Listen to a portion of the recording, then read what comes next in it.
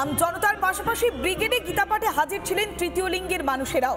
তাদের সঙ্গেও কথা বলেছেন আমাদের প্রতিনিধিরা, তারাও আজ আবেগতাড়িত। গীতাপাঠের এই মঞ্চে সমস্ত ধর্ম, প্রত্যেকটা বর্ণ নির্বিশেষে প্রত্যেক মানুষকে আমন্ত্রণ জানানো হয়েছিল।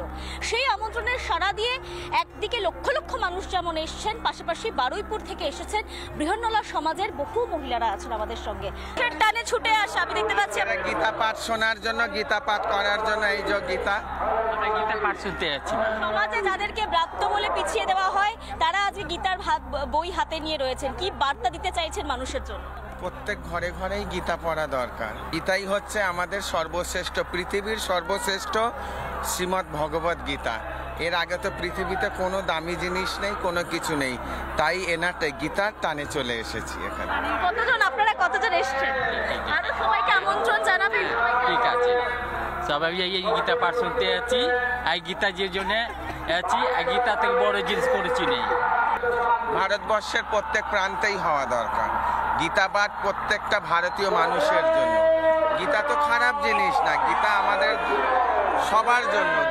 গীতায় স্বয়ং শ্রীকৃষ্ণের বাণী আছে, তাই গীতাটা পাঠ করাও ভালো, গীতা শোনাও ভালো। গীতা পাঠের অনুষ্ঠানে সকলকে আসার আমন্ত্রণ জানাচ্ছেন এবং তারাও চাইছেন আরো এরকম কর্মসূচি হোক। গীতা পাঠ সকল বর্ণের মানুষের জন্য, সকল সম্প্রদায়ের মানুষের জন্য, তাই তো? তারা বারুইপুর থেকে তারা এসে অন্তত এইটাই প্রমাণ করে দিলেন আসলে সকলের জন্য এই মঞ্চ। ক্যামেরায় পার্থর সঙ্গে পিঙ্কি, রিপাবলিক বাংলা। এক কথায় বিবিধের মাঝে মিলন মহান। ব্রিগেড প্যারেড গ্রাউন্ড সেই ইতিহাসই তৈরি করেছে, কিন্তু সেই ইতিহাসটা তৈরি হলো কিভাবে, অর্থাৎ শুরুটা একবার দেখাই আপনাদের।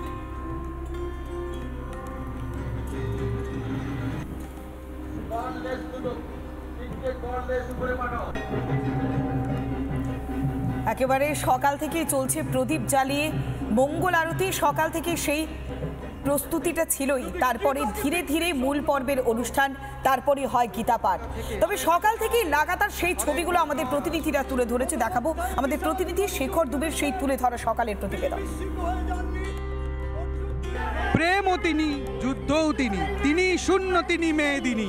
রাবণ হয়ে তিনি জ্বলেন চিতায়, তিনি বোধ পরমহংস গীতায়। গীতা পাঠের অনুষ্ঠান সম্পন্ন হয়েছে। 5 লক্ষ কণ্ঠে যে ব্রিগেডে গীতা পাঠ, সেই গীতা পাঠের অনুষ্ঠান সম্পন্ন হয়েছে। 3টি অধ্যায়, যেরকমটা আমরা সকাল থেকে দেখিয়ে গিয়েছি, রিপাবলিক বাংলার দর্শকদের টানা কভারেজ করেছি। 3টি অধ্যায়ের পাঠ সম্পন্ন হয়েছে। প্রচুর মানুষ তারা এখন ক্রমশ বাড়ির পথ ধরেছেন। গীতার বোধ এবং গীতার যে শিক্ষা, সেই শিক্ষা বুকে নিয়ে তারা বাড়ি ফিরছেন সনাতনীরা। এই গীতা পাঠের অনুষ্ঠান শুধুমাত্র গীতা পাঠ বা কোনো শিক্ষার মধ্যেই সীমাবদ্ধ নেই। এই গীতা পাঠ হিন্দু জাগরণের কথা বলে, এই গীতা পাঠ ভারত মায়ের জয়গান গায়, এই গীতা পাঠ স্লোগান তোলে জয় শ্রীরামের, এই গীতা পাঠ স্লোগান তোলে হিন্দু ঐক্যের। যেটা আমরা দেখলাম, সারা ভারতবর্ষ থেকে সাধু সন্তরা এই গীতা পাঠে অংশ নিয়েছেন। বাগেশ্বর বাবা ধীরেন্দ্র শাস্ত্রী এসেছেন, সাধ্বী রীতাম্বরা এসেছেন, জ্ঞানানন্দ মহারাজ এসেছেন, কার্তিক মহারাজ, নির্গুণানন্দ মহারাজ উপস্থিত ছিলেন মঞ্চে।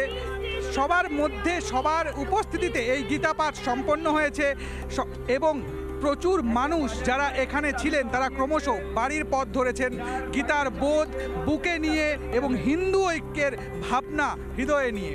ক্যামেরায় অমিত নাথের সঙ্গে শেখর দুবের রিপোর্ট, রিপাবলিক বাংলা।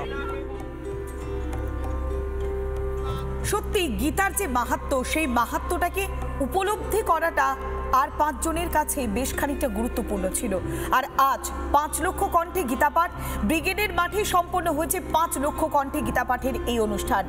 এক কথা সেই ঐতিহাসিক মুহূর্ত, সেই ঐতিহাসিক মুহূর্তই তুলে ধরেছেন আমাদের ডেপুটি এক্সিকিউটিভ এডিটর স্বর্ণালী সরকার।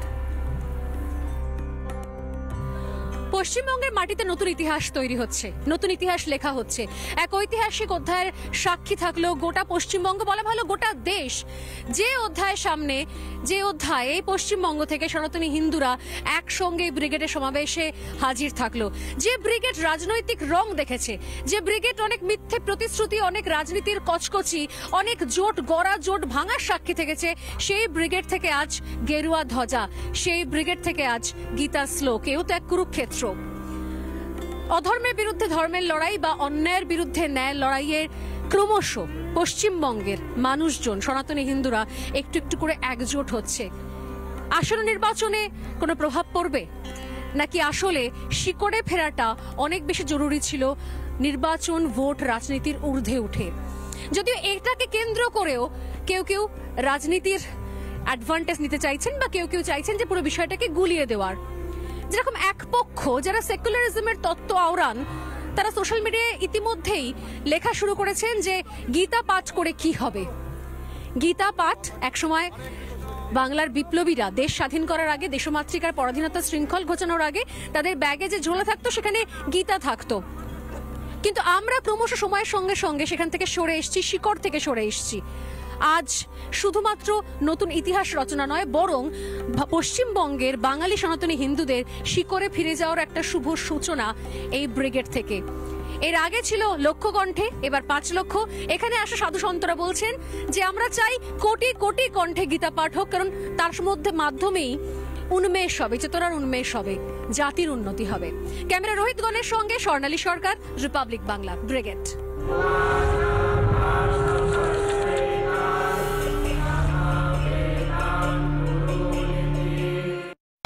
নানা ধরনের কন্টেন্ট দেখার জন্য লাইক করুন, শেয়ার করুন আমাদের ফেসবুক পেজ, সাবস্ক্রাইব করুন আমাদের ইউটিউব চ্যানেল। পাশাপাশি অন্যান্য ব্রেকিং নিউজের জন্য অবশ্যই চোখ রাখুন রিপাবলিক বাংলায়।